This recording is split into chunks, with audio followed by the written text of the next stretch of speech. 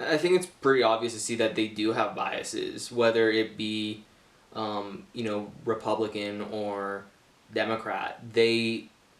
No matter who's ever is right, each side does have a certain bias that will lead them to interpret the story in a different way than probably is correct. There are times when a certain news outlet is bringing someone who has similar views as them in terms of just different issues, whether economically or socially, that the audience or whoever they have there is a little more sympathetic to them. You usually see that with like different talk shows, like even like The View, or it's not really a talk show, but when Bill Maher has different guests and they present the same ideas that the audience already appreciates, you hear more applause, versus someone else then who has opposing views. The audience, or at least the panel, is a little more critical, more skeptical. They'll ask more questions. Some, like a Republican story about maybe some Democratic official, may use more negative terms about what that Democratic official did, whereas if it was on the other side, they'd try and maybe change around, use more positive words, or make lighter of what happened. I remember in my journalism class we were discussing it. Most of the media corporations are controlled by the few, and it's easy for us to think that because there are so many different channels that we have a freedom of choosing the diversity. But when you look at who the real owners are, like the conglomerates, there's only no more than 5 or 6 at the maximum. So we live under the illusion that we have a wide variety of choices, but in reality we're stuck to one or few.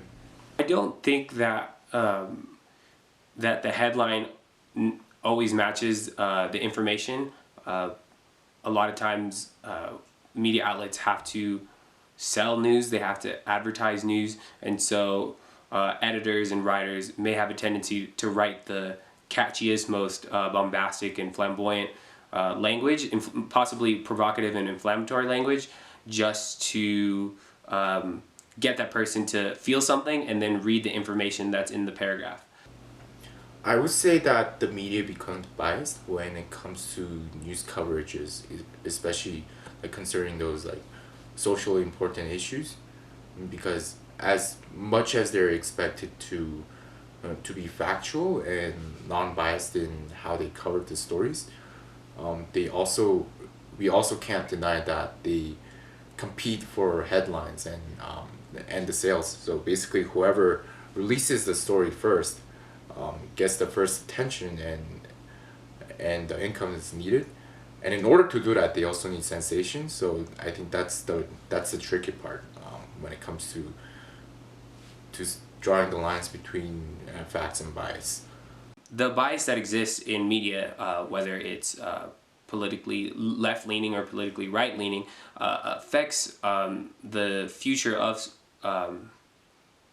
just journalism and media and publishing.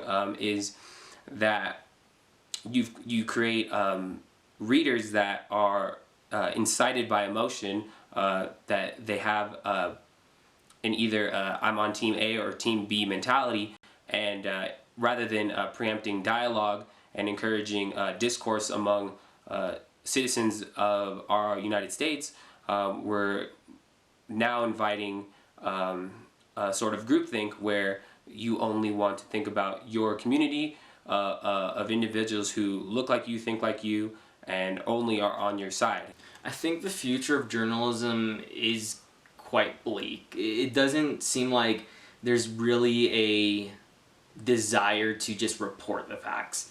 It seems like journalism is turning into this, well, here's my opinion too, instead of just focusing on the facts and letting people think, okay, this is what happened, this is what I feel about this event or about this person or about this certain ideology. Instead, it's them just trying to push what you should think.